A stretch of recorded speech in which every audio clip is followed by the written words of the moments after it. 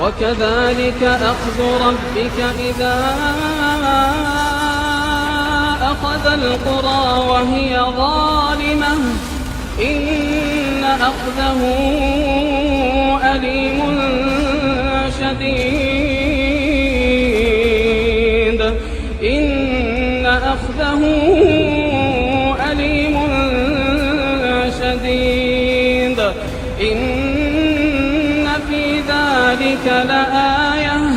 إن في ذلك لآية لمن خاف عذاب الآخرة ذلك يوم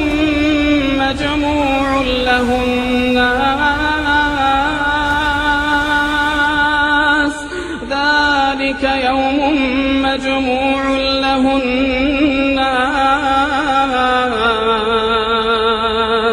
وذلك يوم مشهود وما نؤخره إلا لأجل معدود يوم يأتي لا تكلم نفس إلا بإذنه فمنهم شقي وسعيد فأما الذين شقوا ففي النار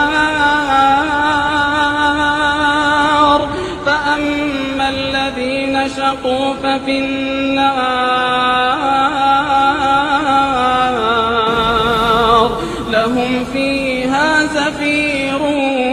وشهيق خالدين فيها ما دامت السماوات والأرض إلا ما شاء ربك إن ربك فعال لما يريد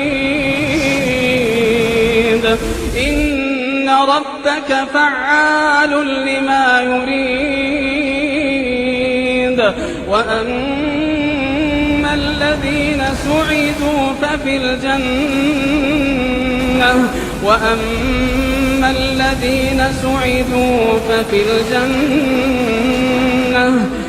الجنة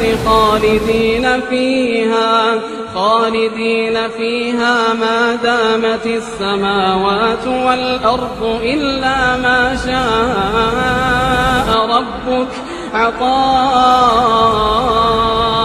غير مجدود فلا تك في مرية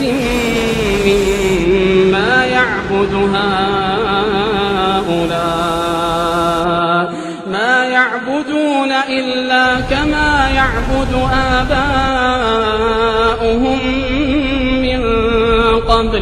ما يعبدون إلا كما يعبد آباؤهم من قبل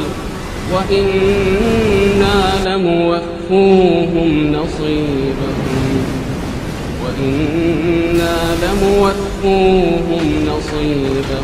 غير منقوص